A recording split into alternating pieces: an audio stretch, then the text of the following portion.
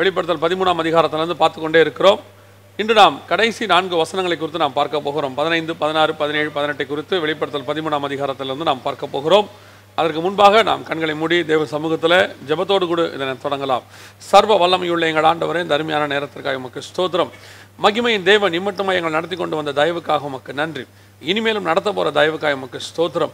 தேவனாகிய கர்த்தர் எங்கள் மத்தியில் நீர் வெளிப்படுத்தி கொண்டிருக்கிற ஒரு விசேஷமான வார்த்தைகளுக்காக உமக்கு நன்றி. ஆவியானவரே, ஆண்டவரே, இதில் போதிக்கிறவர் கேட்கிறவர் யாரும் இல்லைப்பா, நீங்கள் ஒருத்தர் தான் போதிக்கிறவர். நாங்கள் அத்தனை பேருமே கேட்குறவங்க தான்ப்பா. நீர் எங்களோடு கூட பேசுவீராக, இடைபடுவீராக, இப்படி வசனத்தை அனுப்பி எங்களை சுகமாக்குவீராக. இப்படி மகிமையுள்ள கரத்தில் எங்களை தாழ்த்துகிறோம் எங்கள் ஆண்டவர் இயேசுவின் நாமத்தில் பிதாவே, ஆமென். வெளிப்படுத்தின விசேஷம் 13ஆம் அதிகாரத்தில் 15, 16, 17, 18 வசனங்களை குறித்து நாம் பார்க்கும்போது, இங்கே நாம் இந்த வசனத்தை குறித்து அநேக காரியங்களை நாம் இதுக்கு முன்பாக பார்த்துருக்கிறோம். அநேக ஃபைனல் கால்ஸில் எல்லாமே இந்த 4 வசனங்களை குறித்த விஷயங்கள் தான் நிறைய நம்ம பார்த்துருக்கிறோம். இது வரைக்கும் அநேக செய்திகளை நாம் போட்டிருக்கிறோம்.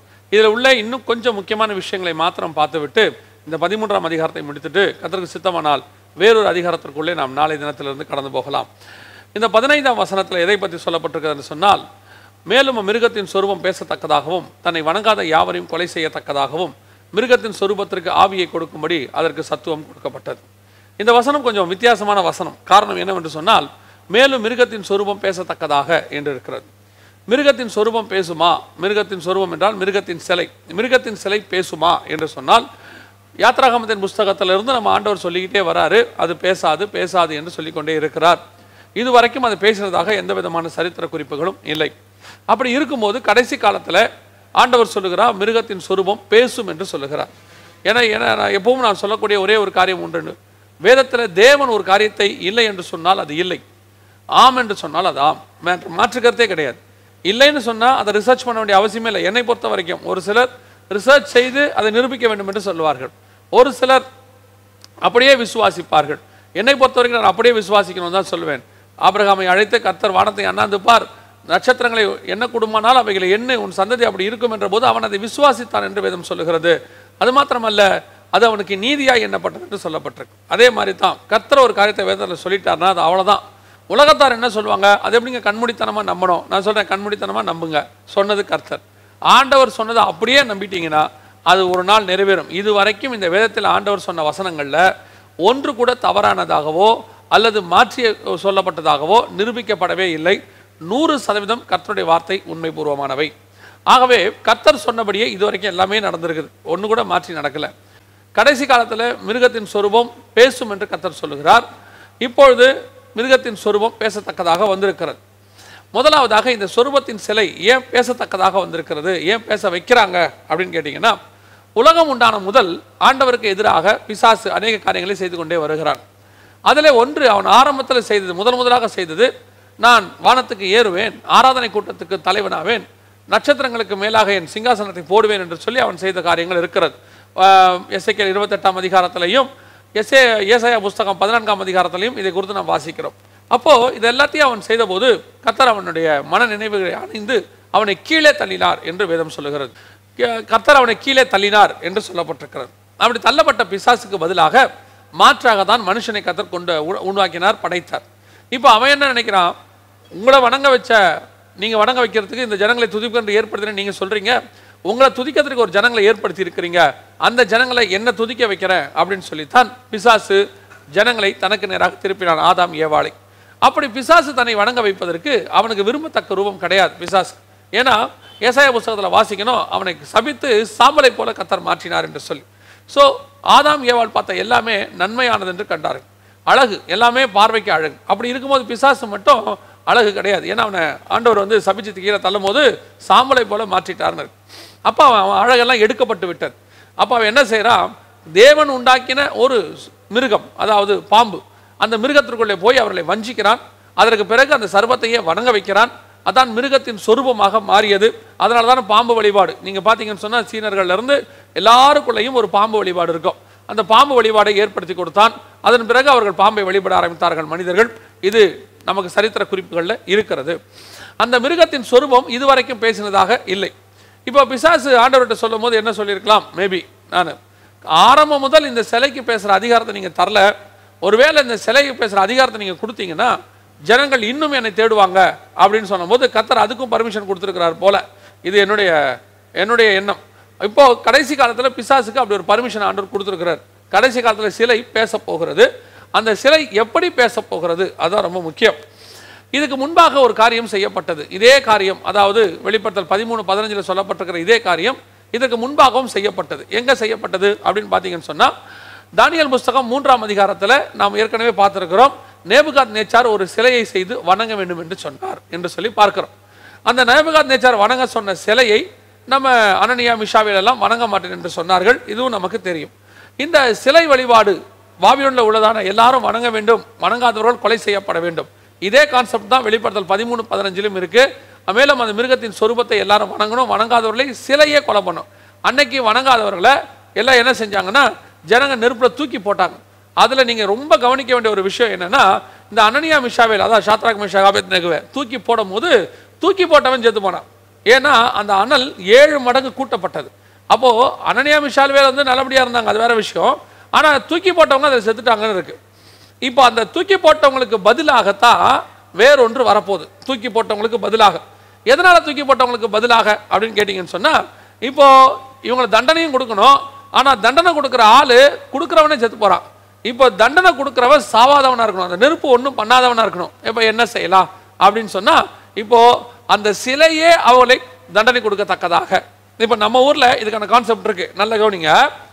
இப்போ கொரோனா வைரஸ்க்கு நம்ம வந்துட்டு மருத்துவம் பார்க்குறாங்க. மருத்துவம் பார்க்குறவங்களே பாதிக்கப்படுறாங்க. அடுத்து இந்த காவல் செய்கிறவர்கள், காவலர்கள், இந்த காவல் செய்யக்கூடிய காவலர்கள், போலீஸ்காரங்க இருக்காங்க இல்லையா, அவங்க இப்போ அவர்களுக்கே என்ன வருது, கொரோனா வைரஸ் வருது. ஏன்? அவங்க காவல் தான் காக்குறாங்க, நன்மை தான் செய்கிறாங்க, ஆனால் அது அவர்களே பாதிக்குது. இது எது? நெருப்பில் தூக்கி போட போனவனே நெருப்பு சுட்டரிச்சு. அதே அவங்க இன்னைக்கு காவலர்கள் அவங்க தான், இன்னைக்கு காவலர்கள் இவங்க தான். அப்போ இது அவங்களே பாதிக்கிறதுனால அவங்களுக்கு மாற்றா, அவங்களுக்கு பாதிப்பு வராதபடி அந்த தண்டனையும் கொடுக்கணும். நேபுகாத்நேச்சாருக்கு என்ன செய்யலாம், அதனுடைய அட்வான்ஸ்ட் வெர்ஷன் தான் வெளிப்பாடு 13:15. இப்போ என்ன பண்றாங்க, இந்த காவல் காக்கிறவங்க, மருத்துவம் செய்யறவங்க, இவங்கள இதுக்கு பதிலாக ஒரு சிலை செய்யப்படுகிறது. 2-3 நாளாக எனக்கு ஒரு வீடியோ வாட்ஸ்அப்ல அனுப்பப்பட்டது. இப்போ நீங்க அந்த வீடியோவை தான் பாக்குறீங்க. அந்த வீடியோவில் பார்த்தீங்கன்னு சொன்னா, ஒரு ஹாஸ்பிட்டல் வாசல்ல ஒரு ரோபோட் நிற்கிறது. அந்த ரோபோட் நின்று வரவங்களெல்லாம் வரவேற்கிறது. அதில் ரொம்ப முக்கியமானது என்ன, நீங்கள் நல்லா கவனிச்சிங்கன்னா, அந்த ஹாஸ்பிட்டலுக்குள்ள என்ட்ராகிற ஒவ்வொருத்தரையுமே செக் பண்ணுகிறது. செக் பண்ணி என்ன டெம்பரேச்சர் இருக்கு, வைரஸ் இருக்குதா, என்ன ஏது எல்லாத்தையும் அது விசாரிக்குது, ஃபுல்லாக ஸ்கேன் பண்ணுது. ஏற்கனவே நம்ம இதை பற்றி ஒரு வீடியோ வெளியிட்டிருந்தோம். அதில் துபாயில் உள்ளதான காவலர்கள் ரோட்டில் நடந்து போகும்போது எதிரில் வரவங்களுக்கு என்ன டெம்பரேச்சர் இருக்குது அப்படிங்கிறத அவங்க செக் பண்ணாங்க அப்படின்னு சொல்லி நம்ம பார்த்தோம். இப்போ இது கொஞ்சம் அட்வான்ஸ்டாக ஒவ்வொரு என்ட்ரன்ஸ்லையும், ஒவ்வொரு கட்டடத்துடைய என்ட்ரன்ஸ்லையும் வைக்கப்பட்டிருக்கிறது. இப்போவே சைனாவில் ஊஹானில் எல்லா இடங்களிலும் இது செய்யப்படுகிறது. எல்லா இடங்களிலும் செய்கிறாங்க, சில இடங்களில் மனுஷங்க செய்கிறாங்க. இப்போ அந்த மனுஷர்கள் பாதிக்கப்படும் போது அதற்கு பதிலாக இந்த சிலை வைக்கப்படும். எந்த சிலை? பேசும் சிலை. இப்போ நீங்கள் இந்த வீடியோவை பார்த்தீங்கன்னா அந்த சிலை பேசுகிறது, பேசி விசாரிக்குது உங்களுக்கு என்ன பிரச்சனை, என்ன ஏதுன்னு. இதுதான் வெளிப்படுத்தல் 13:15 தீர்க்க தரிசனம் நிறைவேறுதல். இப்போ என்ன நடக்க போகுது? நேபுகாத்நேச்சார் ஒரு சிலையை செய்து எல்லாரும் வணங்க வேண்டும் என்று சொன்னார். இப்போ வணங்காதவர்களை தண்டிக்கணும், தண்டிக்கிறவங்கள செத்து போறாங்க. இப்போ அவங்களுக்கு பதிலாக தண்டிக்கிறவங்க சிலையாக இருப்பாங்க, பேசுகிற சிலை. அந்த சிலையே தண்டிக்கும். அதை தான் இப்போ நீங்கள் பார்த்துக்கிட்டு இருக்கிற ரோபோட்டிக்ஸ் அல்லது ரோபோட் என்று நம்ம சொல்லக்கூடியதான இந்த காரியங்கள். இது எல்லாமே என்ன செய்து ஜனங்களை தண்டிக்க தொடங்க போகிறது. ஆரம்பத்தில் இந்த ரோபோட் என்று சொல்லக்கூடிய இந்த சிலை, பேசும் சிலை முழுவதுமாக எதற்கு செய்யப்பட்டது? மனுஷனுக்கு உதவி செய்வதற்கு ஒரு வேலைக்காரனாக தான் கொண்டு வரப்பட்டது. பிற்பாடு இது மனுஷனுக்கு சரிசமமாக மாறியது. அதற்கு பிற்பாடு மனுஷனுக்கு மேலதிகாரியாக மாறி இருக்கு. இப்போ என்ன சொல்றாங்கன்னா, பல ஆஃபீஸில் வந்து இந்த வைரஸ்க்கு பிறகு, இந்த வைரஸ்க்கு முன்னாடி வைரஸ்க்கு பின்னாடி நம்ம பிரிக்கலாம் போல பல மாற்றங்களை இந்த வைரஸ் கொண்டாந்துருக்கு. அதில் ஒன்று, பல ஆஃபீஸ்களில் மேல் அதிகாரிகளாக ரோபோட்களை கொண்டு வந்திருக்கிறார்கள். அப்படி இந்த ரோபோட்கள் கொண்டு வரும்போது ரோபோட்கள் என்ன செய்தாம்? அதிகப்படியான வேலையை வாங்குறதாம். பயங்கர ஸ்ட்ரெஸ், டிப்ரெஷன் வேலை செய்கிறவர்களுக்கு இனி வருகிற காலங்களில் இன்னும் அதிகமாக போகிறது. ஏன்னு சொன்னால் வைரஸ் பாதிக்காத ஒரு மேல் அதிகாரி நமக்கு வேணும். இப்போ அதுதான் கொண்டு வந்திருக்கிறாங்க, பேசுகிற சிலை. இது இப்போ கொண்டு வந்து என்ன செய்யப்படுகிறது?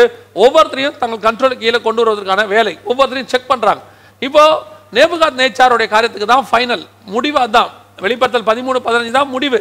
ஆனால் அதுக்கு முன்பாக இதெல்லாம் நடக்குது. என்ன நடக்குது? நம்மளை காவல் செய்வதற்கு, மருத்துவம் செய்வதற்கு, பணிவிடை செய்வதற்கு எல்லாம் போய் கடைசியாக தன்னை வணங்க வேண்டும் என்கிற சிலை ஒன்று வரப்போகிறது. எல்லாரும் அந்த சிலையை வணங்க வேண்டும். இப்போ நேபுகாத்நேச்சார் சிலையை எல்லாரும் வணங்கணும்னு சொன்னாங்க. வணங்காதவங்கள நேபுகாத்நேச்சார் தான் தண்டனை கொடுத்தாரு. ஆனா இங்க வணங்காதவங்கள சிலையே தண்டனை கொடுக்கும். எப்படி கொடுக்கும் அதைத்தான் நம்ம பார்க்கிறோம். ஆர்டிஃபிஷியல் இன்டெலிஜென்ஸ் என்று சொல்லி பார்க்கிறோம், ஏஐ என்று சொல்லி பார்க்கிறோம். இந்த ஏஐ வந்த பிறகு சுயமாய் யோசித்து செய்கிற ரோபோட்டுகள், சுயமாய் சிந்தித்து அதுவே முடிவெடுக்கிற ரோபோட்டுகள், இப்படி ஆர்டிஃபிஷியல் இன்டெலிஜென்ஸ் ரோபோட்கள் பல வருஷங்களாக இதை பற்றி பேசப்பட்டு கொண்டே இருந்தது. பல திரைப்படங்களில் இப்படி ஒரு ஏஐ வரப்போகிறது என்பதை முன்கூட்டியே நமக்கு தெரியப்படுத்தி நம்மளோட மைண்ட் செட்டை ரெடி பண்ணாங்க.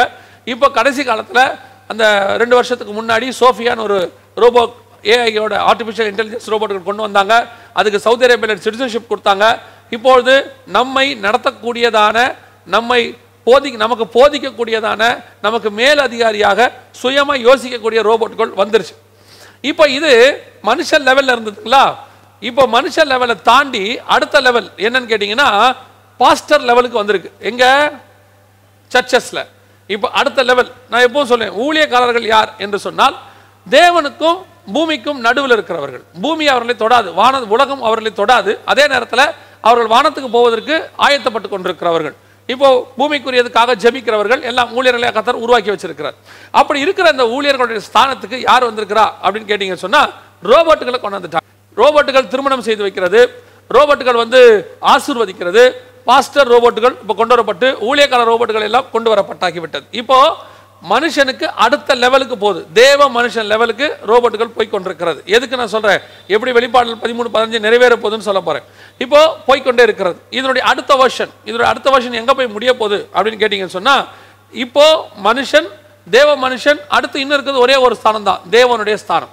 அந்த தேவன் ஸ்தானத்துக்கு தான் அது போகணும். இப்போ ஆன்டி கிரைஸ்ட் வரும்போது அவன் என்ன செய்வான், தன்னைத்தான் தேவன் என்று காண்பிக்கிறவனாய் இருப்பான் என்று சொல்லி 2 தெசலோனிக்கேயர் 2ஆம் அதிகாரம் 4வது வசனத்துல வாசிக்கிறோம். தானியேல் 11:37 எல்லா தேவர்களுக்கும் மேலாக தன்னை உயர்த்தி அரண்களின் தேவனை தன் ஸ்தானத்திலே கனம் பண்ணி அப்படின்னு இருக்கு. அப்போ கடவுள் ரேஞ்சுக்கு அவன் போயிடுவான். இப்போ அவன் போன உடனே பிசாசு அவனை எப்படி யூஸ் பண்ணுவானா, எல்லாரும் உன்னை வணங்கணும்னா நீ ஒரு இடத்துல இருக்கிற, உன்னை இங்கே தான் வணங்க முடியும். ஏன்னா நேபுகாத்நேச்சார் தூரா என்கிற சமபூமியில தான் ஒரு சிலையை செஞ்சு வச்சு அங்க உள்ள மாகாணத்தில் உள்ள எல்லாரும் வணங்கணும். அடுத்த ஸ்தானத்துக்கு அது வரப்போகுது. எந்த ஸ்தானத்துக்கு வரப்போகுது? ஊழியக்காரன் ஸ்தானத்திலிருந்து அடுத்தபடியாக தேவன் ஸ்தானத்துக்கு வரணும். ஏன் தேவன் ஸ்தானத்துக்கு வரணும் அப்படின்னு கேட்டீங்கன்னு சொன்னா, இங்கே தான் வெளிப்படுத்தல் 13:15 நிறைவேற போகுது. இப்போ ஆன்டி கிரைஸ்ட் தன்னை உயர்த்துகிறவனாயும் இருப்பான். 2 தெசலோனிக்கேயர் 2ஆம் அதிகாரம் 4வது வசனத்துல வாசிக்கிறோம். அடுத்து அரண்களின் தேவனை தன் ஸ்தானத்திலே கனம் பண்ணி அப்படின்னு இருக்குது. இப்போ ஆன்டி கிரைஸ்ட் தேவனுடைய ஸ்தானத்துக்கு தன்னை உயர்த்தும் போது இப்போ என்ன சொல்லுவாங்கன்னா, கள்ள தீர்க்கதரிசியும் அவங்க கூட இருக்கிறவங்களும், நீ ஒரு இடத்துல தான் இருக்கிற, இங்க இருக்கிறவங்க தான் வணங்கணும், ஆனா உலகத்தில் இருக்கிற எல்லாரும் உன்னை வணங்கணும். ஏன்னா நேபுகாத்நேச்சார் ஒரு சிலை செய்து தூரா என்கிற சமபூமியில் நிறுத்தினார். அப்ப அங்க உள்ளவங்க தான் அவரை வணங்கினாங்க, மற்றபடி உலகத்தில் உள்ளவங்க வணங்கி இருப்பாங்கன்னா முடியாது, ஏன்னா அந்த சிலை அங்கதான் இருந்துச்சு. அப்போ இப்போ ஆன்டி கிரைஸ்ட் வரும்போது எல்லாரும் அவனை வணங்க வேண்டும் என்று சொல்வார்கள். அப்போ என்ன செய்யலாம் அப்படின்னும் போது, ஆன்டி கிரைஸ்ட் மாதிரியே சிலை செய்யப்படும். அவன் அரசாட்சிக்கு என்று ஒரு சிலை செய்யப்பட்டு எல்லாரும் வணங்க வேண்டும் என்று சொல்லப்படும் உலகம் முழுவதும். ஆனால் இந்த ஆன்டி கிரைஸ்ட் என்று சொல்லக்கூடியவனுடைய சிலை எல்லாரும் வணங்குறார்களா என்பதை அங்கங்க ஆள் நிறுத்தி பார்க்கறது முடியுமான சாத்தியம் இல்லை. ரெண்டாவது, எல்லாரும் இவனுக்கு ஃபேவரா இருப்பாங்கன்னு சொல்ல முடியாது. அப்போ அந்த சிலையே அதை பார்க்கும். அந்த சிலையே தன்னை எல்லாரும் வணங்குறாங்களான்னு பார்க்க போது அதற்கான வேலையை அந்த சிலை செய்ய போகுது. அதுதான் தன்னை வணங்காத யாவரையும் அவன் வைக்கிற சிலை தன்னைத்தானே அவன் வைக்கிற சிலை அதுவே என்ன செய்யுமா, எல்லாரையும் கொலை செய்யுமா, வணங்காதவங்களை கொலை செய்யுமா. இது ஆர்டிஃபிஷியல் இன்டெலிஜென்ஸ் என்று நம்ம சொல்லுகிறோம். இந்த ஆர்டிஃபிஷியல் இன்டெலிஜென்ஸ் என்று சொல்லக்கூடியது சுயமா யோசித்து செய்யக்கூடியது. இவங்க தன்னை வணங்குறாங்களா இல்லையா, இந்த ஆர்டிஃபிஷியல் இன்டெலிஜென்ஸோடு கூட சிலை வருகிறது இல்லையா. இப்போ நம்ம சொல்றோமே, இதுக்கு இன்னொரு கான்செப்டும் இருக்கு. ஒருவேளை அப்படியே வரலாம். என்னன்னு கேட்டீங்க சொன்னா, விர்ச்சுவல் இமேஜ் அப்படின்னு சொல்லுவாங்க. ஒபாமா கேம்பெயின் பண்ணும்போது அவருடைய கேம்பெயின் எங்கேயோ ஒரு இடத்துல நடந்துச்சு. ஆனால் அதே நேரத்தில் அந்த கேம்பெயின்குள்ள இருக்கிற ஒரு ஆளு ஸ்டுடியோல வந்தார். ஸ்டுடியோல அங்க நின்று அவங்களோட பேசிக்கிட்டு இருந்தார். இந்த வீடியோ நீங்க அதை தான் பாக்குறீங்க. இந்த வீடியோல நீங்க பாத்தீங்கன்னு சொன்னா, அவர் எப்படி அந்த கேம்பெயின்குள்ள இருக்கிறவர் இந்த இடத்துல ஸ்டுடியோக்குள்ளேயே நிற்கிறாரு, ரெண்டும் ஒரே இடத்துல எப்படி நடக்குது அப்படிங்கிறத நீங்க பாக்குறீங்க. அப்போ என்ன அர்த்தம் அப்படின்னு கேட்டீங்கன்னு சொன்னா, ஒரே நேரத்தில் அங்கேயும் இருப்பாரு இங்கேயும் இருப்பாரு. இது விர்ச்சுவல் இமேஜ் அப்படின்னு பேர். சமீபத்தில் கூட நம்ம நாட்டில் கூட தேர்தலில் பிரச்சாரம் பண்ணுகிறவர்கள் ஒரு ஸ்டுடியோக்குள்ள இருந்து பல மாநிலங்களிலே ஒரே நேரத்தில் பேசினாங்க ஸ்டேஜில். ஆனால் ஜனங்களுக்கு தெரியாது அது ஸ்டேஜில் நிற்கிறது விர்ச்சுவல் இமேஜ், அது வந்துட்டு தலைவர் கிடையாதுன்னு அவங்களுக்கு தெரியாது. ஏன்னு சொன்னால் அந்த ஸ்டேஜை விட்டு ஒரு 50 அடி 100 அடி தள்ளி வச்சிருவாங்க ஜனங்களை. ஜனங்க தூரத்துலேருந்து பார்ப்பாங்க, 100 அடிக்கு அந்த பக்கத்துலேருந்து பார்க்கும்போது அது ஒரு வளையம் மாதிரி கட்டியிருப்பாங்க, பாதுகாப்பு வளையம் மாதிரி. அங்கேருந்து பார்க்கும்போது அந்த ஸ்க்ரீனை ஓப்பன் பண்ணால் தலைவர் நிற்பார். அப்போ விர்ச்சுவல் இமேஜ் மாதிரி தெரியும். ஆனால் தலைவர் உண்மையில் அங்கே இல்லை, அவர் எங்கேயாவது ஒரு ஸ்டுடியோவில் இருப்பார். ஒரே நேரத்தில் 5 மாநிலம் 6 மாநிலம் நடத்தின குறிப்பு நமக்கு இருக்கு. எதுக்கு சொல்ற, ஒரே நேரத்தில் ஆன்டி கிரைஸ்ட் ரோம்ல இருக்கும்போது அவனுடைய சிலை உலகம் முழுவதும் எல்லா இடத்துல வைக்கப்படும். இப்படி வைக்கலாம், விர்ச்சுவல் இமேஜ் ஆகும். இரண்டாவது ஆர்டிஃபிஷியல் இன்டெலிஜென்ஸ், இந்த ஏஐயோடு கூட எல்லா இடத்திலும் அவன் சிலை வைக்கப்பட்டிருக்கும். வைக்கப்பட்டது மாத்திரமல்ல, இந்த சிலைகள் எல்லாம் சேட்டலைட்டோடு கூட கனெக்ட் பண்ணப்பட்டிருக்கும். அதோடு கூட அந்த சேட்டலைட்டோடு கூட எல்லா ஜனங்களும் கனெக்ட் பண்ணப்பட்டிருப்பார்கள். அந்த சிலை அவர்களை அது ஆராய்ச்சி செய்யும். அவர்கள் வந்து நிற்கும் போது வணங்குறாங்களா இல்லையான்னு பார்க்கும். அவங்க கிட்ட அந்த நாமத்தின் முத்திரை, பயோசிப் என்று நாம் சொல்லக்கூடிய முத்திரை இருக்குதா இல்லையான்னு பார்க்கும். இது அது செக் பண்ணி அந்த முத்திரையும் இருக்கணும், சிலையும் வணங்கணும். ஏன்னா அப்படிதான் வசனம் சொல்லுது, அவன் நாமத்தின் முத்திரையை வணங்காதவர்களையும் அந்த சிலையை வணங்காதவர்களையும் அக்கினி கலந்த அந்த உபத்திரவத்தில் தள்ளினார்கள் என்று சொல்லி வசனத்தில் பார்க்கிறோம். அதே மாதிரி தான் இப்ப நடக்க போறதுக்கான எல்லா வேலையும் நடக்குது. இப்ப ஏன் இந்த சிலையை வணங்க வைக்கிறார்கள் அப்படின்னு சொன்னா, கடைசியாக பிசாசு தன்னுடைய திட்டத்தை வெளிப்படுத்துகிறான். அதாவது முழு உலகம் தன்னை வணங்க வேண்டும். வானத்து நட்சத்திரங்கள் எல்லாம் என்ன வணங்கணும்னு அவன் சொன்னான் இல்லையா? இப்போ பூமியில் உள்ள எல்லா மனுஷங்களும் அவனை வணங்கணும். அந்த அதிகாரத்தை கேட்டின் மகன் என்று சொல்லக்கூடிய ஆன்டிகிரைஸ்ட் கையில அவன் ஒப்படைக்கிறான். ஒப்படைக்கும் போது எல்லாரும் ஆன்டிகிரைஸ்டை வணங்கும் போது அவனுக்குள்ள இருக்கிற பிசாசு எல்லாராலும் அவன் தன்னை வணங்கப்படுவதை பார்த்து சந்தோஷப்பட போகிறான். அதுக்காக தான் பிசாசுடைய திட்டம் இது. எல்லாரும் அவனை வணங்கணுங்கிறதா அவனுடைய பிளான். இப்படி வணங்கணும்னு சொல்ற அதுக்கான எல்லா முயற்சிகளையும் தான் இப்போ அவன் செஞ்சிட்டு இருக்கிறான். ஏன் சரி அப்ப நம்ம கேட்கலாம், அப்படின்னா பிசாசு அது ஒரு கஷ்டமா, இப்பதான் எல்லா ஜனங்களும் அவனை வணங்குறாங்களே, இது வணங்க வைக்கிறது அவனோட கஷ்டமா அப்படின்னா, இப்போ வணங்க வைக்கிறாங்க. ஆனா அவனுக்கு விரோதமாக ஒரு கூட்டம் இன்னைக்கு பூமியில அவனை வணங்காம இருக்குது. எல்லாரும் தன்னை வணங்க வைக்க வேண்டும் என்று அவன் விரும்புவான். சரி, இப்ப எல்லாரும் அவனை வணங்கலையா, முழு பூமியை அவனை வணங்கலையா அப்படின்னு கேட்டீங்கன்னு சொன்னா, இப்பவும் எல்லாரும் வணங்குறாங்க. ஆனா ஒரு கூட்டம் அவனுக்கு அகைன்ஸ்டாக இருக்கு. எல்லா காலகட்டத்திலும் இந்த பூமி முழுவதுமாக பிசாசுடைய கண்ட்ரோலுக்கு போகல. உதாரணமா சொல்லணும்னா, ஆரம்பத்துல ஆபேல், அதற்கு பிறகு ஏனோக்கு, அதற்கு பிறகு நோவா, அதுக்கு முன்னாடி ஆதாமுடைய சந்ததியில சேத்துடைய சந்ததி, அதற்கு பிறகு ஏனோக்கு, ஏனோக்கு அப்புறம் நோவா, நோவாக்கு அப்புறம் ஆபிரகாம், ஆபிரகாமுக்கு ஈசாக்கு, யாக்கோபு, இஸ்ரவேல் கோத்திரங்கள். அதற்கு பிறகு இஸ்ரவேல் கோத்திரங்கள் எல்லாம் மோசம் போன பிறகு இயேசு கிறிஸ்து உள்ள நுழைகிறார். இயேசு கிறிஸ்து மூலமாக அப்போஸ்தலர்கள், அப்போஸ்தலர் மூலமா இன்னைக்கு சபை. இப்போ எல்லா காலத்திலும் ஏதோ ஒரு கூட்டம் இங்க இருந்து தேவனை ஆராதித்துக் கொண்டே இருக்கிறது. இந்த முழு பூமியும் பிசாசை ஆராதிக்கல. முழு பூமியில ஒரு கூட்டம் தான் பிசாசு ஆராதிக்குது, ஒரு கூட்டம் தேவனை ஆராதிக்குது.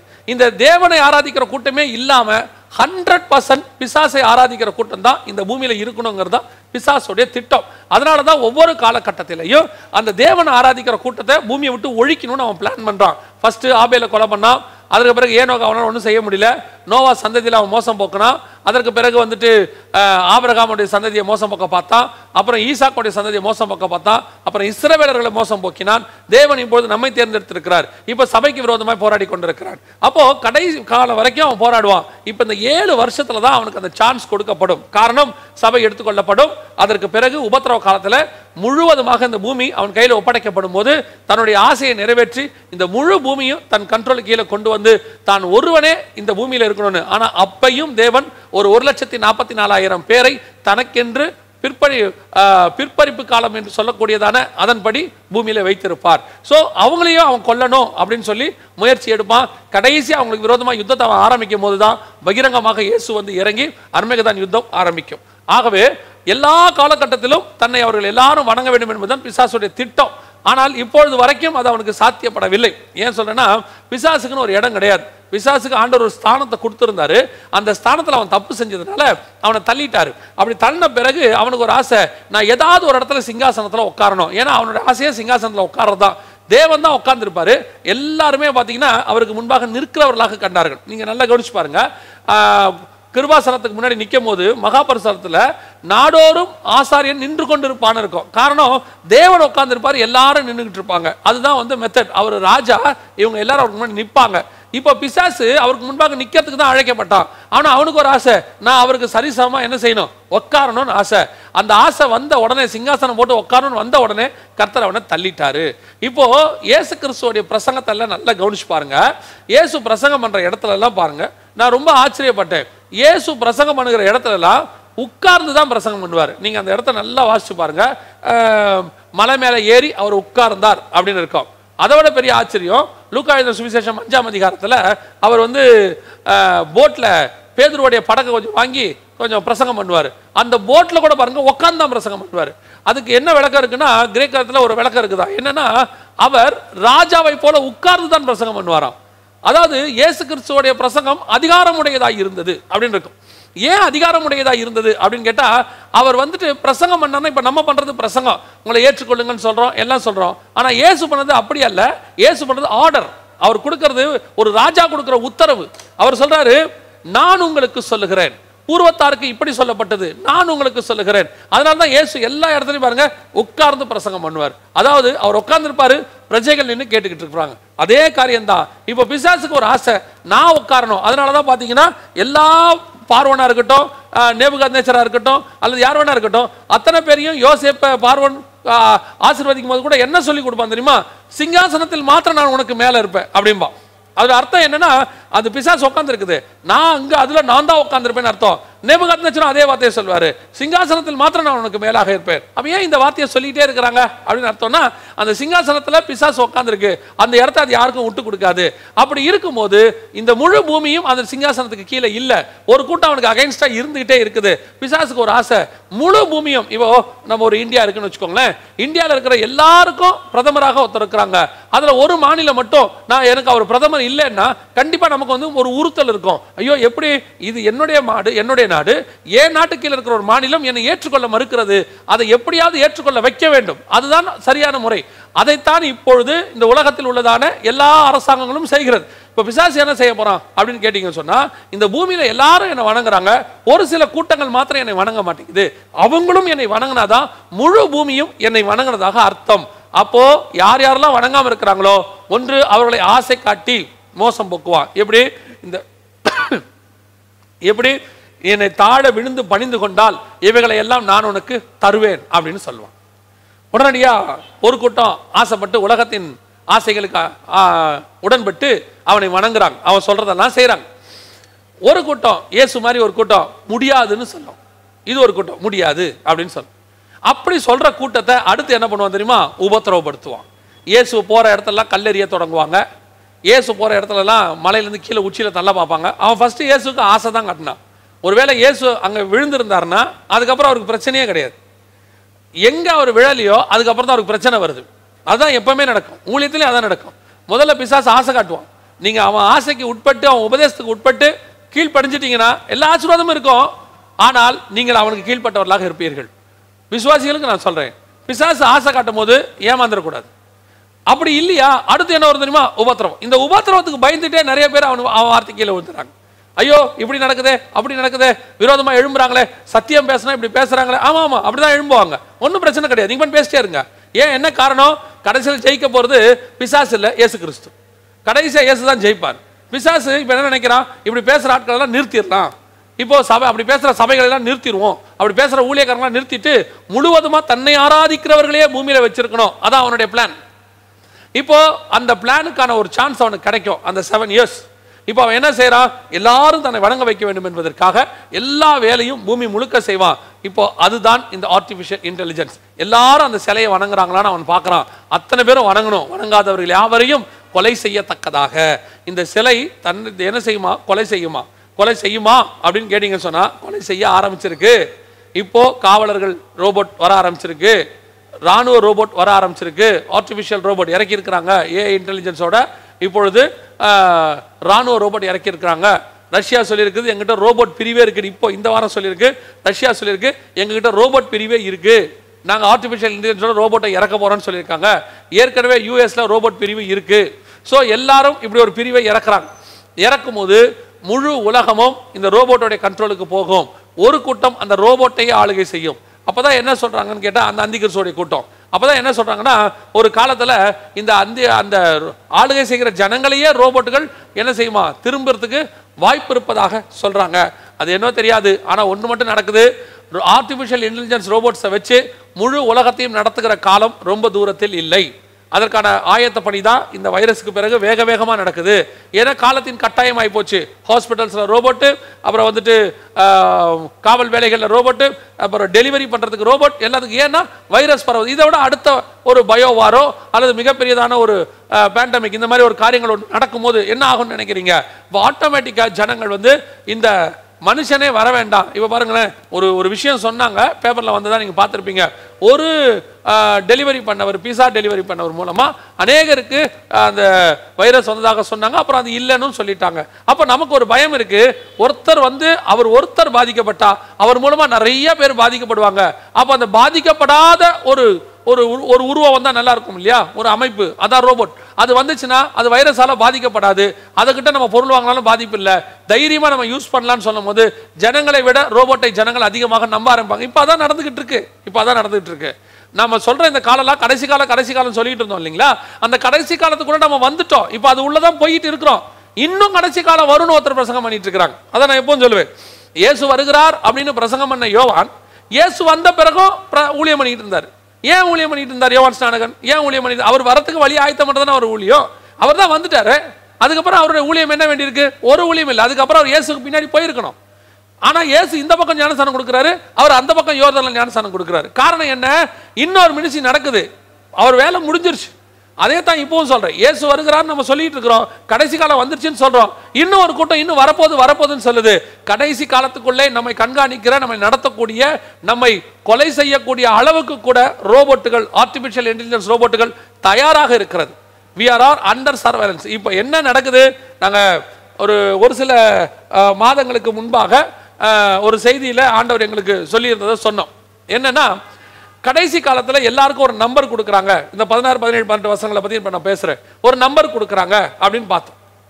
இந்த நம்பர் கொடுக்கும்போது எல்லாருக்கும் நம்பர் கொடுக்கறது எதுக்கு ஒத்துமையாக இருக்குது அப்படின்னு கேட்டால், லூக்கா எழுதின சுவிசேஷம் வந்து 2ஆம் அதிகாரத்தில் 1-2 வசனங்களை நீங்கள் வாசிக்கும் போது, அகஸ்துராயன் காலத்தில் குடிமதிப்பு எழுதும்படிக்கு எல்லாரையும் சொன்னாங்க அப்படின்னு சொல்லி. அப்போது யோசேப்பு என்ன பண்ணுறாரு? மரியாதை கூட்டிட்டு பெத்லகேமுக்கு போகிறாரு. நம்ம எல்லாருக்கும் தெரியும், இது ஒரு சம்பவம்.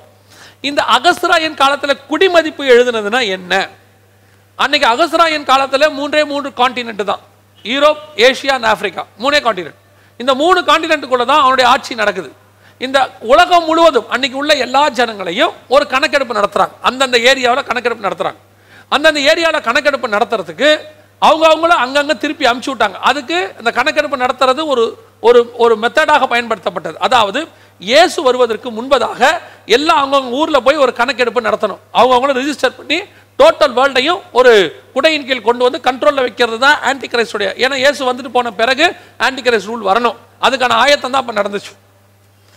இதே காரியம் தான், இதுக்கு ஒப்புமையான ஒரு காரியம் தான் இப்ப நடக்குது.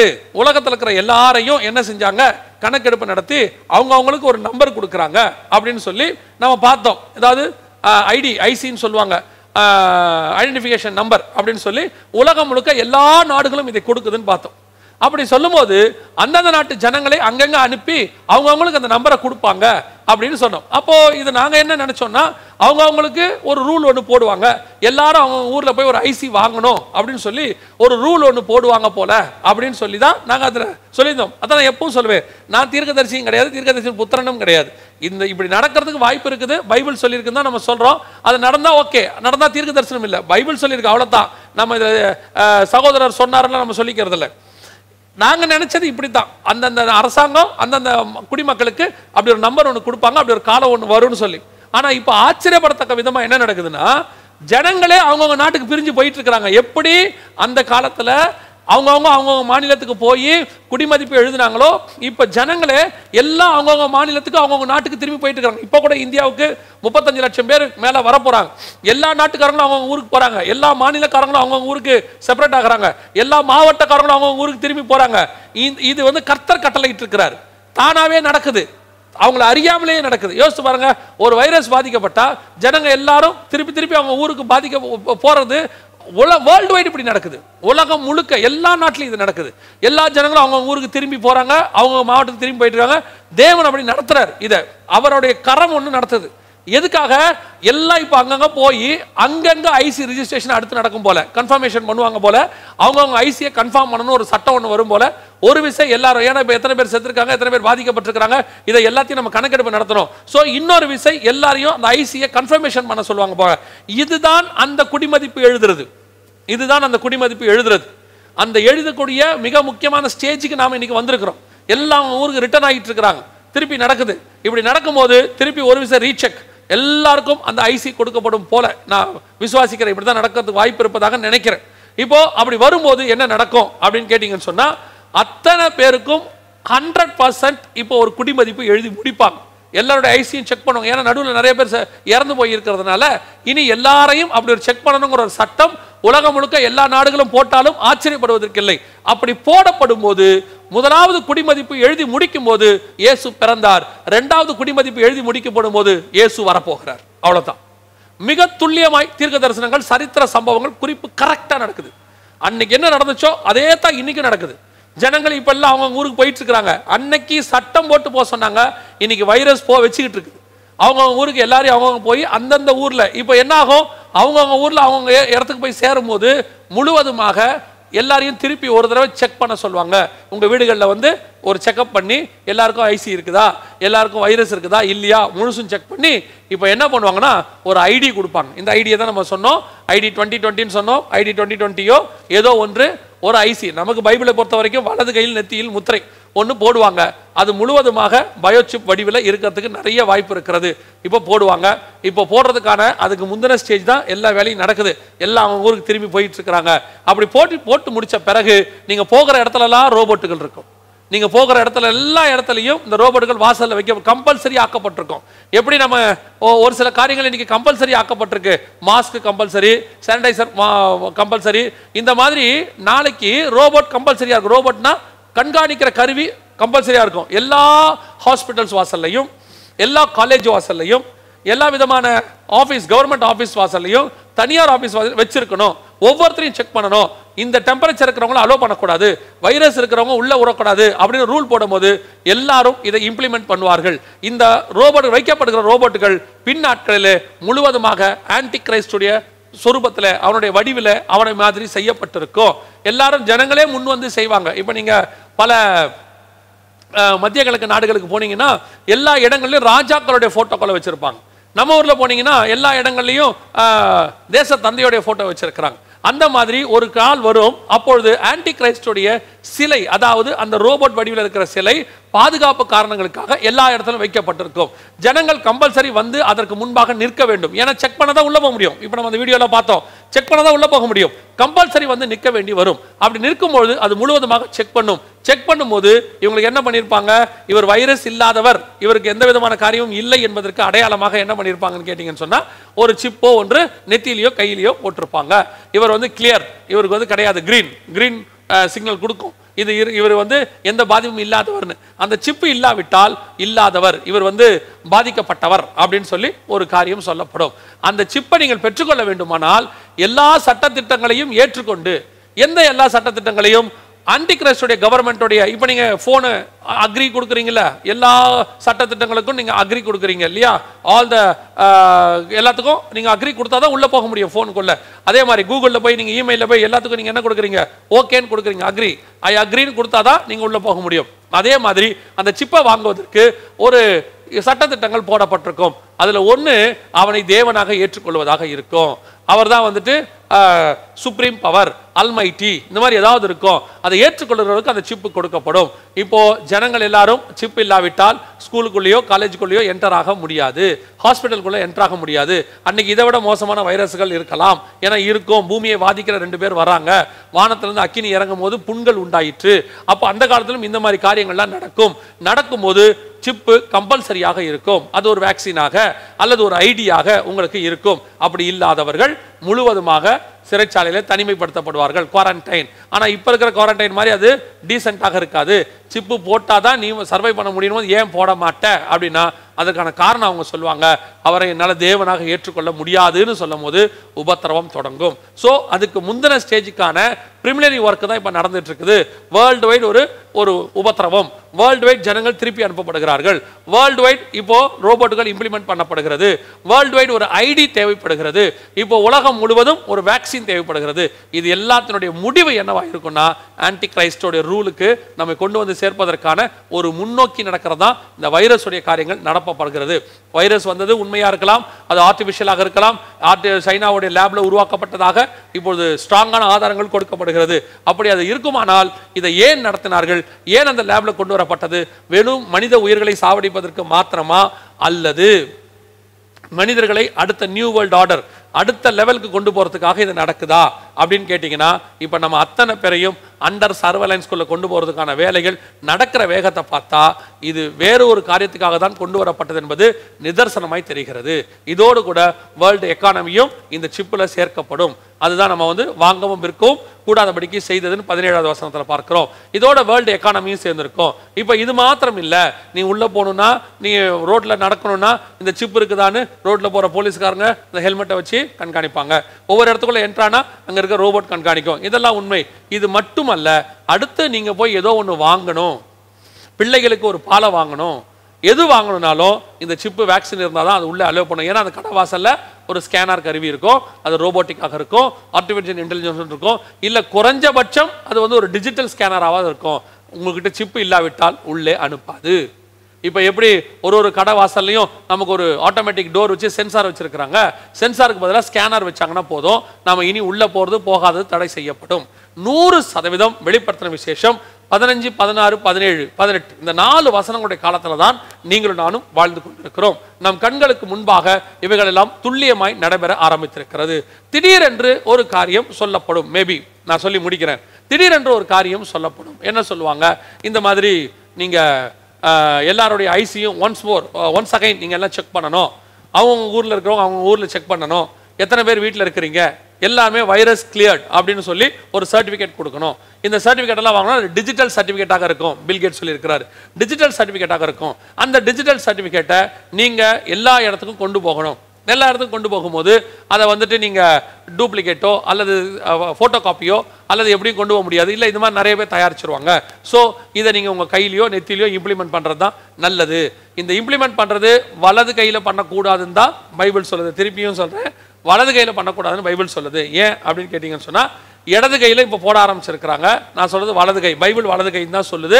திருப்பியும் சொல்கிறேன், வலது கைக்கும் நெத்திக்கும் தான் அப்படின்னு. ஏன்னா நிறைய பேர் கேட்குறாங்க, இப்போ லெஃப்ட் ஹேண்டில் வர போகிறாங்களே, லெஃப்ட் ஹேண்டில் போடுறது ஏற்கனவே நம்ம லெஃப்ட் ஹேண்டில் முத்திரெல்லாம் போட்டிருக்கிறோம். நம்முடைய வேக்சின் எல்லாம் பிறக்கும் போதே லெஃப்ட் ஹேண்டில் ஒரு வேக்சின் போட்டாங்க, அது ஒரு முத்திரை இருக்குது. இப்போ லெஃப்ட் ஹேண்டில் சிப் போடுறாங்க, அது வேற, அதை நம்ம வாங்கிக்கலாம், அது ஒன்றும் பிரச்சனை கிடையாது. இது ரைட் ஹேண்டுக்கு மாறும். ஆனால் லெஃப்ட் ஹேண்டில் போட ஆரம்பிக்கிறதும் ஆபத்து தான். ஒரு காலத்தில் லெஃப்ட் ஹேண்டில் உங்களை பழக்கப்படுத்திட்டு அதுக்கப்புறம் இதை அப்படியே ரைட்டில் போடு, லெஃப்ட்டில் தான் போட்டியே, உனக்கு தான் ஒரு பிரச்சனையும் இல்லையே, அப்புறம் என்ன, ஏன் ரைட்டில் போடுறதுக்கு என்ன அப்படின்னு சொல்லி கேட்கும்போது வேற வழி இல்லாமல் நம்ம போகிறோம். அது ஒரு சூசகமாக உள்ள வரது, ஒரு கன்னிங்கோட உள்ள வரதான்னு வச்சுக்கோங்களேன். ஸோ இப்போ லெஃப்டில் போட ஆரம்பிக்கிறாங்க, லெஃப்டில் போட ஆரம்பிச்சு அதுக்கு பிறகு ரைட்டுக்கு வருவாங்க. இப்போ என்ன ஆகும், இப்போ எல்லாரும் இதை டிஜிட்டல் ஒரு சர்டிஃபிகேட் மாதிரி அல்லது ஒரு டிஜிட்டல் மணி மாதிரி எல்லாரும் இதை போட வேண்டும் என்று சொல்வார்கள். அப்படி செக் பண்ணி போடாதவர்களுக்கு அரசாங்கத்தில் எந்த விதமான காரியம் கிடைக்காது. இப்போ ஒவ்வொரு டோலையும் நீங்கள் தாண்டும் போது இந்த ஒவ்வொருத்தரும் இந்த மாதிரி டிஜிட்டல் சர்டிஃபிகேட் வச்சிருக்கிறாங்களா, அடுத்த டிஸ்ட்ரிக்ட்டுக்கு இவங்க வைரஸ் இல்லாதவங்க தான் போகணும். ஸோ இந்த சர்டிஃபிகேட் இருக்கிறவங்க, டிஜிட்டல் சர்டிஃபிகேட் அதாவது கையில் சிப் இருக்கிறவங்க இருந்தால் அடுத்த டிஸ்ட்ரிக்ட் போகலாம், இல்லைன்னா போகக்கூடாது தடுத்து நிறுத்த சொல்லி உத்தரவு போட்டிருப்பாங்க. ஸோ அந்த இடத்துல 4 விதமான கேமராக்கள், 4 பக்கமும் 4 ஆர்டிஃபிஷியல் இன்டெலிஜென்ஸோட கூட கேமராக்களோ அல்லது இந்த மாதிரி ஒரு காரியங்கள் இருக்கும். காரில் இருக்கிற 4 பேரையும் அட்டஸ்டிச்சை செக் பண்ணும், எல்லாருக்கிட்டையும் இது இருக்கான்னு பார்க்கும். இல்லாதவர்கள் உடனடியாக அங்கே அரெஸ்ட் பண்ணப்படுவார்கள், இல்லை குவாரண்டைன் தனிமைப்படுத்தப்பட்டு அவர்கள் சித்திரவதைக்கு உள்ளாக்கப்படுவார்கள். வெளிப்படுத்தின விசேஷம் சொல்லுது, இந்த முத்திரை போடாதவர்களை ஆன்டி கிரைஸ்ட் உபத்திரவப்படுத்துவான் என்று வேதம் சொல்லுகிறது. கர்த்தர் சொன்னபடியே துல்லியமாய் எல்லா தீர்க்க தரிசனங்களும் நம் கண்களுக்கு முன்பாக நிறைவேறுகிற கடைசி காலகட்டத்தினுடைய அந்த ஒரு டெக்கேடுக்குள்ள நம்ம வந்திருக்கிறோம். இனி எப்போ வேணாலும் வருகை வரும், இனி எப்போ வேணாலும் சம்பவங்கள் நடக்கும். உடனடியாக நாளைக்கு நடக்கும், இன்னைக்கு நடக்கும் சொல்ல முடியாது. வருகை எப்போ வேணாலும் நடக்கும். இனி நாம் காத்திருக்கிறோம். இயேசு சொன்னாரு, நினையாத நாளைகளே மனுஷகுமாரன் வருவார். அவர் ஒரு எண்ணிக்கை வச்சிருக்கிறாரு, அந்த எண்ணிக்கை நிறைவாகும் அளவு தான் இதெல்லாம் நடந்துட்டு இருக்குது. இதெல்லாம் நடக்கிறது நமக்கு ஒன்னே ஒன்று சொல்லுது, ஆண்டவர் வாசப்படியில் நின்று கொண்டிருக்கிறார். இனி காலம் செல்லாது, ஒவ்வொரு நாளும் ஆயத்தப்படுங்க, ஒவ்வொரு நாளும் தேவனை நோக்கி பாருங்க. இப்போ வீட்டில் இருக்கிற காலம் ஒவ்வொரு நாளும் தேவனை துதிங்க, ஸ்தோத்திரம் பண்ணுங்க, நல்லா வேதம் வாசிங்க, நல்லா ஜெபம் பண்ணுங்க, என்டர்டைன்மெண்ட்டில் டைமை ஸ்பெண்ட் பண்ணாதீங்க. எவ்வளோக்கு எவ்வளோ முடியுமோ அவ்வளோ தேவனோடு கூட சஞ்சரிங்க. காலம் வெகு வெகு வெகு சமீபமாக இருக்கிறது. ஒவ்வொரு நாளும் தேவனை நோக்கி பாருங்க. வீணான பாவம் வீணான காரியங்களுக்கு விலக்கி உங்களை பாதுகாத்துக் கொள்ளுங்க. ராஜா வருகிறார். எந்த நேரத்திலும் நம்முடைய ஆண்டவருடைய இயேசு கிறிஸ்துவினுடைய வருகை வரப்போகிறது. நாம் ஜெபிக்க போகிறோம். சர்வ வல்லமை உள்ள எங்கள் ஆண்டவரே, இந்த அருமையான நேரத்திற்காக உமக்கு ஸ்தோத்திரம். ஆண்டவரே, உம்முடைய வேதத்தினுள்ள மகத்துவங்களை காணும்படி நீர் எங்கள் கண்களை திறந்தபடி நான் உமக்கு நன்றி. வேத வாக்கியங்களை அறிந்து கொள்ளும்படி இருதயங்களை திறந்த ஆவியானவர் எங்களுக்கு திறந்திருக்கிறபடி நான் உமக்கு ஸ்தோத்திரம். இதன்படி இதை கேட்டு உடைய வருகைக்கு நாங்கள் ஆயத்தப்பட கர்த்தர் கிருபை பாராட்டுவீராக. உடைய மகிமையுள்ள கரத்தில் எங்களை தாழ்த்துகிறோம். இந்த வசனங்கள் ஒவ்வொருத்தருக்கும் பிரயோஜனமாக இருக்க கர்த்தர் கிருபை பாராட்டும். நாங்கள் ஒவ்வொரு நாளும் ஆயத்தப்படவும் உடைய வருகையில் மாசற்ற கன்னிகைகளாக, கரை திரையற்றவர்களாக, ஒரே புருஷனுக்கு ஒப்படைக்கப்பட்ட கன்னிகைகளாக உம்மை சந்திக்க எங்களுக்கு கிருபை பாராட்டும். உடைய மகிமையுள்ள கரத்தில் எங்களை தாழ்த்துகிறோம். எங்கள் ஆண்டவர் இயேசுவின் நாமத்தில் பிதாவே, ஆமென்.